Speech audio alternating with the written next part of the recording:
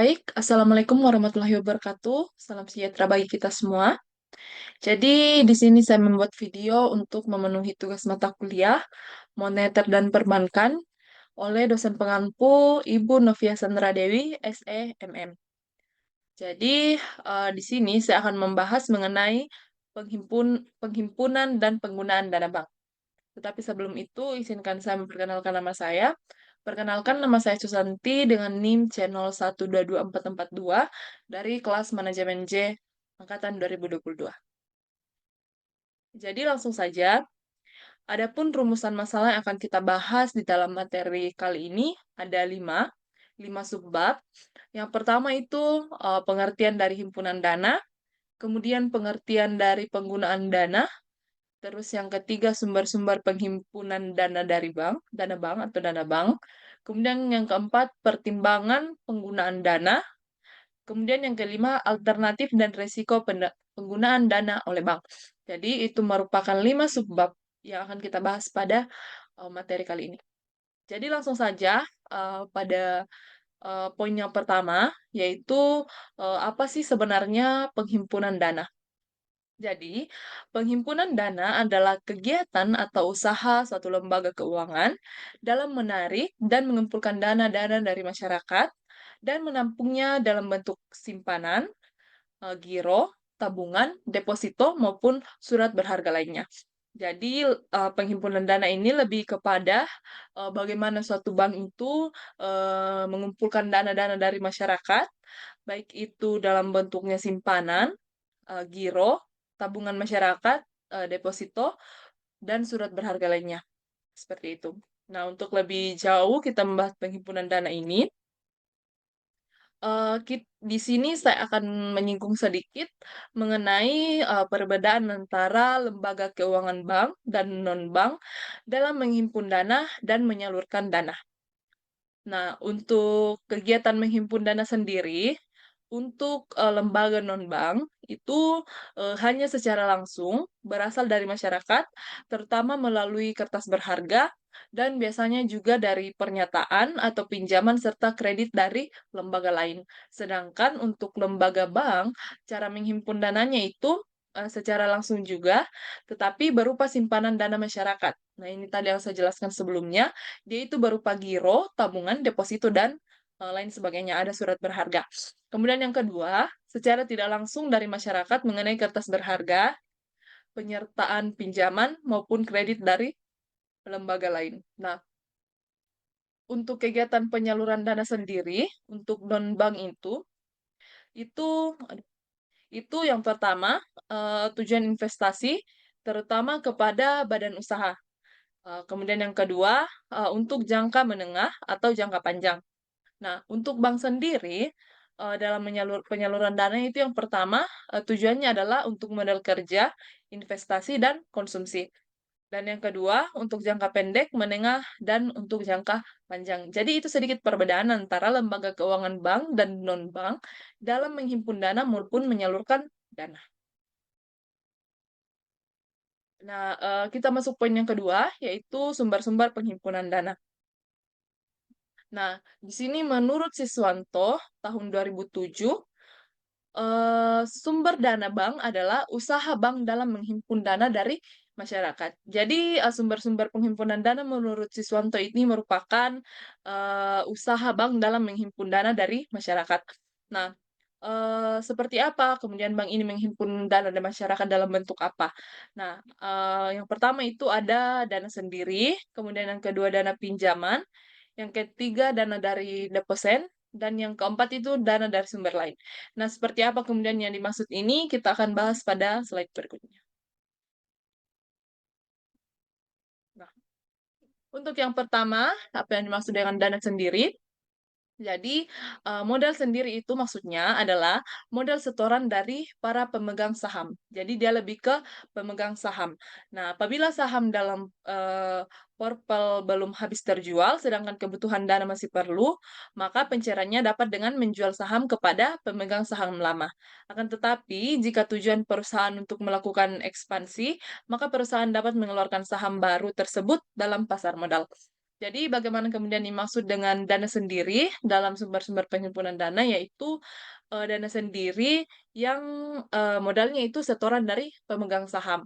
Nah, apabila saham, Proptel habis terjual, sedangkan kebutuhan dananya itu masih perlu, perusahaan masih memerlukan dana itu, maka pencairannya dapat dengan menjual saham kepada pemegang saham lama, seperti itu. Nah, selanjutnya kita akan masuk ke sumber-sumber dana yang kedua, yaitu dana dari deposan. Nah, yang pertama itu adalah simpanan giro atau demand deposit. Nah, simpanan giro atau demand deposit ini, mmm, simpanan giro atau demand deposit ini adalah simpanan dana pihak ketiga, baik dalam bentuk mata uang rupiah maupun valuta asing atau falas, yang penarikannya dapat dilakukan setiap saat dengan menggunakan cek atau, billet giro. Saran perintah pembayaran lainnya sesuai ketentuan dan syarat-syarat yang berlaku, yang ditentukan oleh bank itu sendiri. Nah, kepada setiap pemegang rekening giro ini akan diberikan bunga yang dikenal dengan nama jasa giro, yang ditentukan oleh bank tentunya, dan akan, diberikan bunga yang dikenal dengan nama jasa giro, besarnya jasa giro tergantung dari bank yang bersangkutan, seperti itu.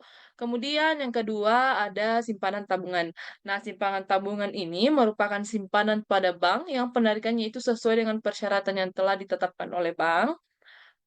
Penarikan tabungan ini dilakukan dengan menggunakan buku tabungan, slip penarikan, kuantas atau kartu anjungan tunai mandiri atau ATM, lengkap dengan jadi dalam penarikannya ini dilengkapi dengan nomor pribadi atau PIN kepada pemegang rekening tabungan. Jadi itu untuk simpanan tabungan. Kemudian yang ketiga ada simpanan deposito, apa yang kemudian dimaksud dengan simpanan deposito. Nah, simpanan deposito ini adalah simpanan dari pihak ketiga kepada bank yang penarikannya hanya dilakukan pada waktu tertentu. Jadi kalau untuk simpanan deposito ini tidak dilakukan, apa, kita tidak mengambil uang kita setiap waktu, tetapi tergantung dengan waktu yang, telah ditentukan, kemudian tentunya berdasarkan perjanjian antara deposan dan, bank atau syarat-syarat ketentuan juga berlaku. Dengan demikian, deposito dapat dicairkan setelah jangka waktu berakhir dan deposito akan jatuh tempo dan dapat diperpanjang secara otomatis atau disebut dengan automatic roll over. Kemudian ketiga, cara lain menghimpun dana deposan itu di sini ada 3. Yang pertama, sertifikat deposito. Nah, apa yang kemudian dimaksud dengan sertifikat deposito ini, merupakan simpanan dari pihak ketiga kepada bank yang penarikannya hanya dapat dilakukan pada waktu tertentu berdasarkan, antara perjanjian antara pemilik sertifikat, deposito dan bank. Dengan demikian sertifikat deposito dapat dicairkan setelah jangka waktu. Jadi ini, apa, cara lain penghimpunan dana deposan itu masuk ke dalam sini juga, yaitu simpanan deposito. Kemudian yang kedua ada deposit on call. Nah, apa yang kemudian disebut dengan deposit on call?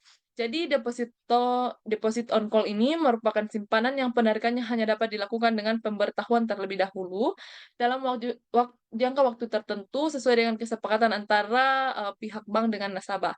Jadi kalau deposit on call ini sesuai dengan namanya itu, kita harus apa, dia itu ketika ada pemberitahuan baru bisa dilakukan, seperti itu. Kemudian, rekening giro terkait tabungan ini merupakan simpanan dengan mempertahankan saldo rekening giro serendah mungkin selama dapat memenuhi kebutuhan transaksinya.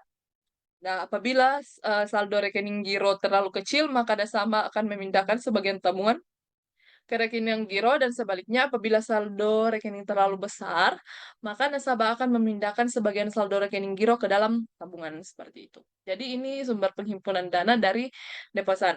Kemudian ada yang dimaksud dengan, dana pinjaman. Nah, di dalam dana pinjaman ini ada 3 hal yang perlu diketahui. Nah, bagian-bagian dari dana pinjaman ini yang pertama adalah namanya call money.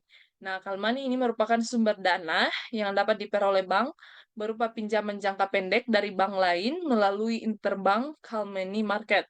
Nah, sumber dana ini diberikan kepada bank-bank yang mengalami skala keriling atau pinjaman antara bank ini biasanya memiliki bunga yang relatif tinggi. Nah, kalau misalnya, suatu bank memiliki kekurangan dana, itu juga dia bisa meminjam dana. Nah, yang pertama call money itu dibahas di sini bahwasanya Ada peminjaman antara bank dan bank lainnya, tetapi bunganya itu relatif tinggi. Kemudian yang kedua adalah, pinjaman antar bank. Nah, pinjaman antar bank ini merupakan sumber dana yang diperoleh dari pinjaman jangka pendek atau menengah dari bank lain. Nah, berbeda dengan, call money, ini merupakan pinjaman jangka pendek, sedangkan bedanya dengan Kalmeni itu, ini mungkin untuk bank-bank yang sudah mengalami kala keriling, seperti itu. Nah, ada juga yang dimaksud dengan kredit likuiditas Bank Indonesia. Nah, kredit likuiditas Bank Indonesia ini merupakan kredit yang diberikan Bank Indonesia terhadap bank-bank yang mengalami kesulitan likuiditasnya, seperti itu.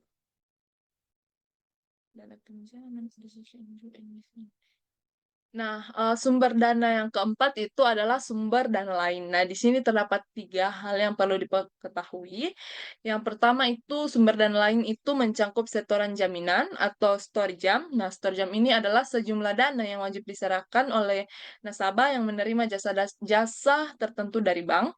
Kemudian yang kedua ada namanya dana transfer. Nah, salah satu jasa yang diberikan oleh bank adalah jasa pendanaan transfer selama masih mengendap dalam bank dapat digunakan untuk mendanai kegiatan bank. Jadi dana transfer ini em, apabila ada dana yang masih mengendap dalam bank itu bank bisa menggunakannya sebagai uang untuk sebagai apa semacam, suatu modal yang digunakan untuk mendanai kegiatan bank, seperti itu. Terus ada namanya, surat berharga pasar uang atau SPBU. Nah, surat berharga pasar uang ini adalah surat-surat berharga jangka pendek yang dapat diperjualbelikan, secara diskon oleh Bank Indonesia, seperti itu.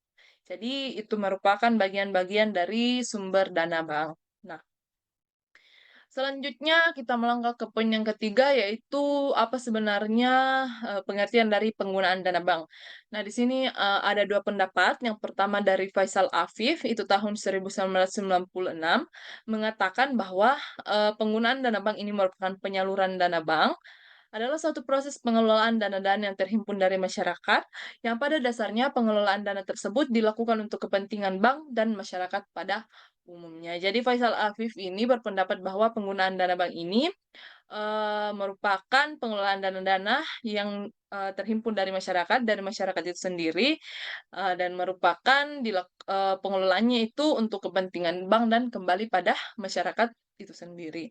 Kemudian menurut Kasmir itu tahun 2002, penyaluran dana merupakan kegiatan menjual dana yang berhasil dihimpun dari masyarakat. Kegiatan ini dikenal dengan nama lending. Jadi, berbeda dengan Kasmir, Kasmir berpendapat bahwa penyaluran dana ini merupakan kegiatan menjual kembali dana yang berhasil dihimpun dari masyarakat. Nah, kemudian kegiatan ini dinamakan dengan lending.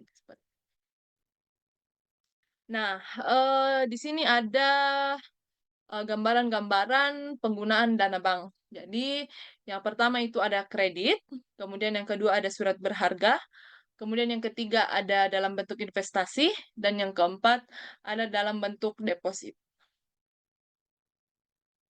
Oke, jadi, itu tadi mengenai, penggunaan dana bank atau pengertian penggunaan dana bank dan sedikit gambaran mengenai bagaimana sebenarnya bank menggunakan dana dari masyarakat untuk dikembalikan kepada masyarakat. Jadi yang pertama itu ada kredit, kredit ini biasanya ketika mungkin masyarakat, mengambil uang dari bank untuk, biasanya jumlahnya itu dalam bentuk banyak dan kemudian masyarakat ini akan mengembalikannya lagi, dengan jangka waktu yang ditentukan oleh bank, tapi tentu dengan menggunakan bunga. Kemudian ada surat berharga ini juga dihimpun dari masyarakat yang jadikan jaminan kepada bank, kemudian ada investasi dan deposit. Oke, bagian yang keempat, pertimbangan penggunaan dana bank. Jadi, dalam penggunaan dana bank atau dalam bank menggunakan dananya ini atau disalurkan kepada masyarakat itu tentu, ada beberapa pertimbangan yang tentu harus dipertimbangkan oleh bank itu sendiri. Nah, adapun prinsip pemberian kredit dengan analisis 5C ini menurut Kasmir 2004. Jadi, ada 5 hal yang harus dianalisis yang dimaksud dengan 5C, dan ini untuk mempertimbangkan penggunaan dana oleh bank untuk digunakan pada masyarakat atau, bagaimana kemudian pertimbangan yang dikeluarkan oleh bank ketika ingin meminjamkan dana ini. Nah, di sini ada namanya, karakter atau, sifat watak. Nah, apa yang dimaksud dengan karakter ini, tentu, bank ini harus melihat, watak atau sifat nasabah itu sendiri.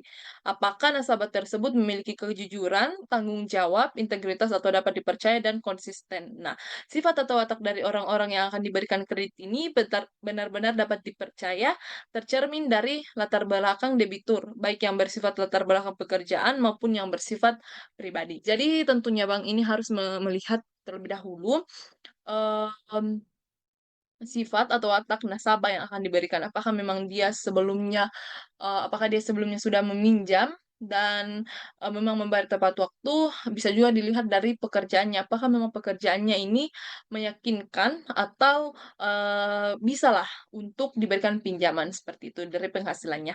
Kemudian ada namanya kemampuan atau kapasitas, capacity. Nah, kemampuan seseorang untuk menjalankan bisnis itu atau debitur perlu dianalisis apakah dia mampu memimpin dengan baik dan benar usahanya. Jika dia mampu memimpin usahanya, maka dia juga akan mampu untuk mengembalikan pinjaman sesuai dengan perjanjian dan, eee, perusahaannya itu tetap berjalan. Jadi misalnya ada nasabah yang ingin meminjam uang itu, bank juga harus melihat kemampuannya. Apakah dia betul-betul mampu mengelola, misalnya ada usaha yang dikelola sehingga dia meminjam dana bank, apakah dia benar-benar mampu mengelola usahanya sehingga kreditnya itu tidak macet dan itu juga bisa menguntungkan kepada, perusahaan atau, hal-hal atau pekerjaan yang dikelola oleh nasabah ini. Kemudian ada namanya kapital atau kondisi keuangan. Nah, kondisi keuangan dari nasabah ini atau pendapatan bersih dari nasabah itu sendiri dimaksud di sini, modal yang besar maka menunjukkan besarnya kemampuan debitur untuk melunasi kewajibannya. Kemudian ada yang dinamakan kolateral atau jaminan. Nah, kekayaan dijanjikan untuk keamanan dalam transaksi kredit atau angguran. Nah, jaminan hendaknya melebihi jumlah kredit yang diberikan. Jika terjadi kredit macet, maka angguran inilah yang digunakan untuk membayar kredit tersebut. Nah, yang dimaksud dengan jaminan atau kolateral ini adalah nasabah yang kemudian ingin meminjam uang dari bank itu harus memasukkan terlebih dahulu jaminannya. Nah, biasanya itu berupa sertifikat atau, iya, sertifikat. Biasanya kebanyakan itu adalah orang yang meminjamkan sertifikat tanahnya. Nah, tapi syaratnya di sini ada beberapa syarat yang diberikan oleh bank biasanya itu, jumlah, jaminannya ini, itu harus lebih besar daripada jumlah, uang yang diambil. Misalnya saja uang yang diambil 50 juta, nah sertifikat tanahnya itu atau harga tanahnya itu harus di atas dari 50 juta. Nah, ini bisa dijadikan jaminan oleh bank ketika mungkin terjadi penunggakan, nah itulah yang kemudian akan disita oleh bank, seperti itu. Nah, kemudian yang terakhir itu adalah kondisi ekonomi. Nah, ini merupakan salah satu faktor luar, eee, yang mengontrol perusahaan. Nah, menilai kredit hendaknya juga dinilai kondisi ekonomi sekarang dan di masa yang akan datang tentunya sesuai dengan sektor masing-masing serta prospek usaha dari sektor, yang si peminjam ini jalankan, seperti itu. Jadi kita harus melihat kondisi ekonominya baik sekarang maupun, masa akan datang. Apakah memang kondisi ekonominya ke depan itu akan baik sehingga tidak terjadi hal-hal yang tidak diinginkan seperti, kredit macet, seperti itu. Nah, untuk yang met terakhir, poin terakhir yaitu resiko penggunaan dana. Nah, di sini ada beberapa resiko penggunaan dana. Yang pertama itu tentu ada resiko kredit. Ini yang dialami oleh bank ya. Ketika bank meminjamkan uang kepada masyarakat, tentu ada resiko-resiko yang kemudian dihadapi oleh bank itu sendiri. Yang pertama adalah resiko kredit. Nah, apa yang dimaksud dengan resiko kredit? Resiko yang terjadi akibat kegagalan pihak lain dalam memenuhi kewajibannya kepada bank. Nah, inilah kemudian biasanya dimaksud dengan macet, kredit atau macet pembayaran. Yang kemudian ada yang kedua yaitu resiko likuiditas. Nah, resiko likuiditas ini adalah resiko akibat ketidakmampuan bank untuk memenuhi kewajiban yang jatuh tempo. Jadi maksudnya resiko likuiditas yang dihadapi oleh bank ini adalah ketika sudah jatuh tempo, tetapi dia tidak mampu, membayar, seperti itu. Kemudian ada yang ketiga yaitu resiko pasar yang dihadapi oleh bank. Nah, Adalah resiko atau posisi di mana neraca dan rekening administrasi termasuk transaksi derivatif itu terjadi perubahan secara keseluruhan dari kondisi pasar termasuk resiko perubahan harga option seperti itu. Kemudian ada risiko kepatuhan dan risiko kepatuhan ini terjadi akibat bank tidak memenuhi dan atau tidak melaksanakan peraturan perundang-undangan yang berlaku. Kemudian ada risiko hukum adalah risiko yang disebabkan oleh adanya kelemahan aspek yuridis, antara lain disebabkan adanya tuntutan hukum, ketiadaan peraturan perundang-undangan yang mendukung aktivitas atau produk bank.